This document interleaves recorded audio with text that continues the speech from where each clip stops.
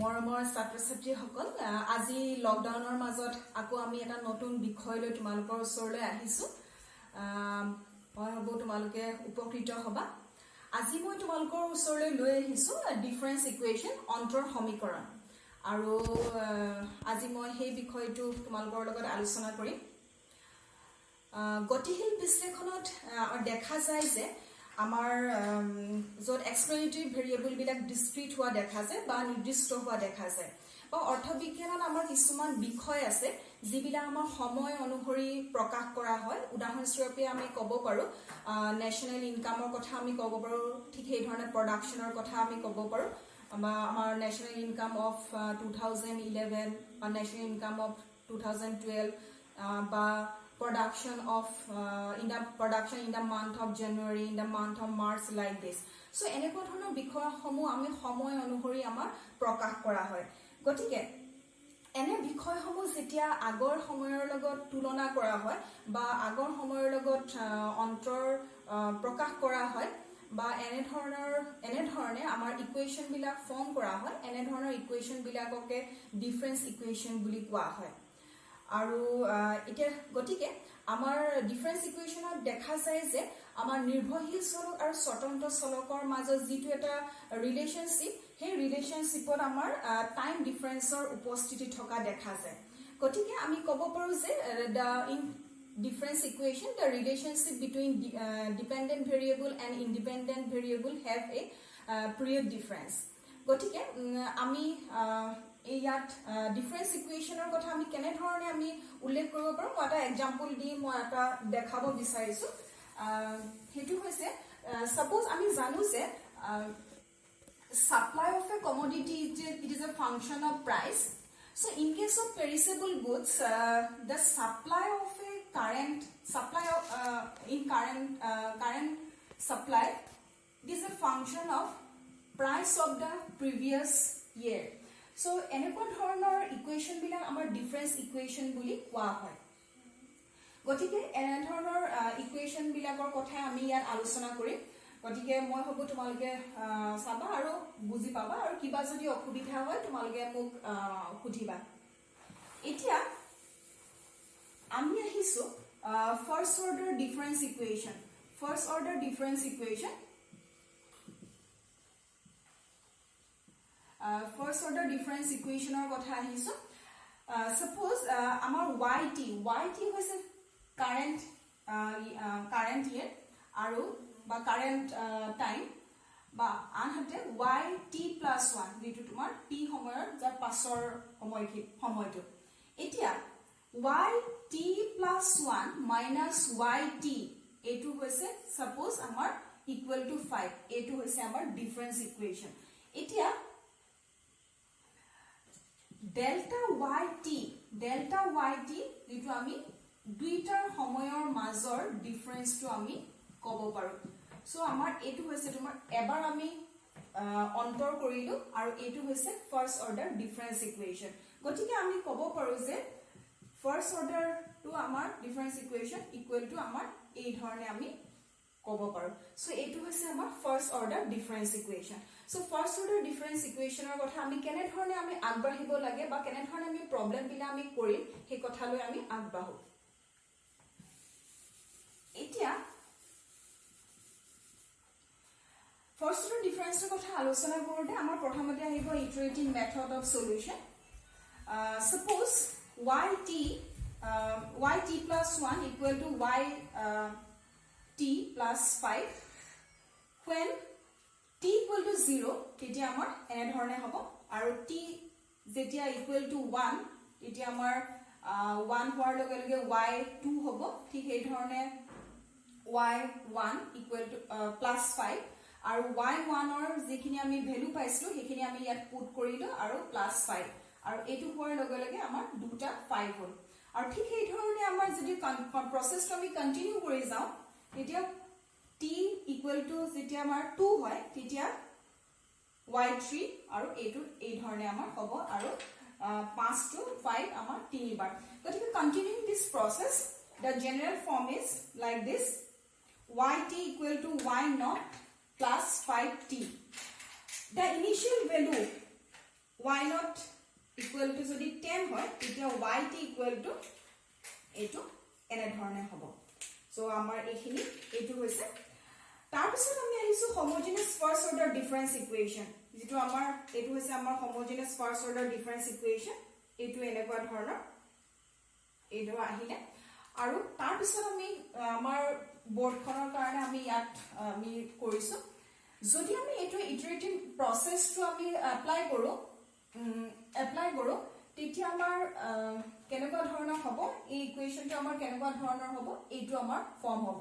আৰু এইটো আমি এনে ধৰণে লিখিব পাৰো yt যেটো আমাৰ a b to the power t যেটো a equal to y not আৰু b যেটো আমাৰ n by m আছে এটো equal to আমাৰ b এটো আমি লিখিছো সো এতিয়া আহিছো আমাৰ ডিফাৰেন্স ইকুৱেচনৰ কথা আহিছো ফাৰ্স্ট অৰ্ডাৰ ডিফাৰেন্স ইকুৱেচন এটো আমাৰ ইকুৱেচন এই ইকুৱেচনটো আমাৰ সলভ কৰিবলৈ চাইতে আমাৰ দুটা পাৰ্ট আছে so it consist of two parts one is complementary solution যেটো আমাৰ পৰিপূৰক সমাধান বুলি কোৱা হয় আৰু আনটো হৈছে পাৰ্টিকুলাৰ সলিউশন নিৰ্দিষ্ট সমাধান সো আমাৰ পৰিপূৰক সমাধানৰ কথা লৈ আহিছো so the complementary solution is the solution of the homogeneous part যেটো আমাৰ homogeneous partor কথা আমি অলৰেডি আমি আলোচনা কৰিছো homogeneous partor solutionটো হৈছে আমাৰ এটো গতিকে আমাৰ সলিউশনটো তেনে ধৰণে হ'ব যে এটো হৈছে আমাৰ homogeneous partটো হৈছে এটো আৰু আমাৰ এটো যেটো আমাৰ yt equal to b to the power t এটো মে যেটো কৰিছিল সো এই কাৰণে আমাৰ t plus 1 যেহেতু আমাৰ y t plus 1 আছে সো এই কাৰণে a b to the power t plus 1 আৰু ঠিক এই ধৰণে a আৰু এটো এনে ধৰণে আমি কৰিলো আৰু ঠিক তাৰ পিছত b equal to আমাৰ equal to -5 আমি পালো সো কমপ্লিমেন্টাৰী সলিউশন যেটো আমাৰ পৰিপূৰক সমাধান হেতু হৈছে y c এটো equal to b minus a to the power t এটো হৈছে আমাৰ কমপ্লিমেন্টাৰী সলিউশন ঠিক তাৰ পাছত আমাৰ পাৰ্টিকুলাৰ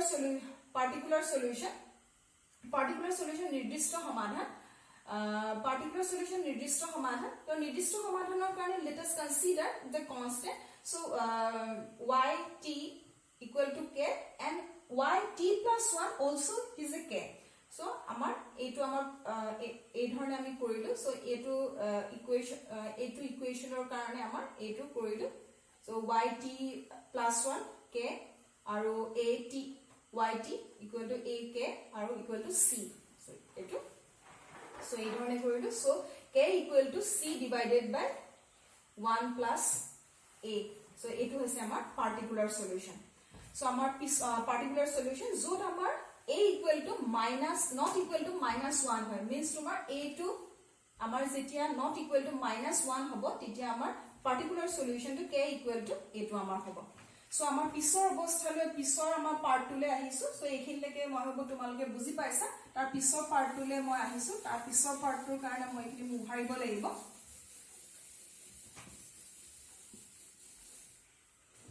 তাৰ পিছৰ পাৰ্টটোৰ কাৰণে আমাৰ কমপ্লিট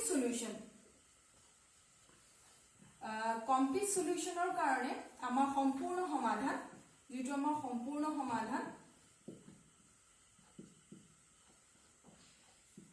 সম্পূৰ্ণ সমাধানৰ কাৰণে yt equal to complementary solution plus particular solution so আমাৰ complementary solutionটো আমাৰ কি পাইছিলো complementary solutionটো আমাৰ পাইছিলো a আৰু particular solution আমাৰ পাইছিলো এইটো so এতিয়া a ভ্যালুটো নিৰ্ণয় কৰিবলৈ to find out the value of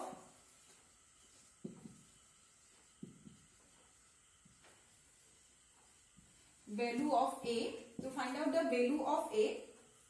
আমি কি কৰিব লাগিব initial condition